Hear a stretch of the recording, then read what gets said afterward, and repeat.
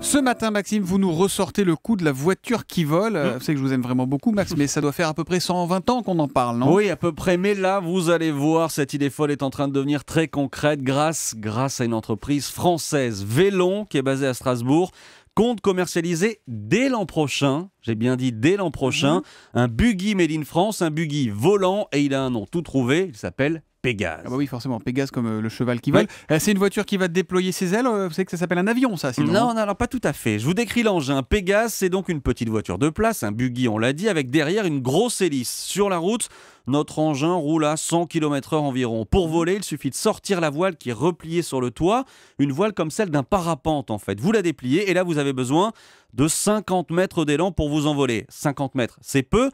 En même temps, dans un embouteillage, 50 mètres, ça n'existe pas. Donc n'espérez pas forcément esquiver les bouchons grâce à cette voiture volante. Bah, du coup, c'est un peu décevant si on ne peut pas jouer à saut de bouchon avec. Alors, qu'est-ce qu'on va faire avec cette voiture volante? D'abord, elle pourrait servir aux forces spéciales françaises. L'armée collabore au projet. Ensuite, ce buggy pourrait rendre pas mal de services aux ONG qui interviennent dans les terrains accidentés après un tremblement de terre, par exemple. Enfin, Pégase s'adresse quand même au grand public ou en tout cas aux passionnés d'aviation. Bah oui, il faut ses permis voiture et ULM pour piloter cet engin.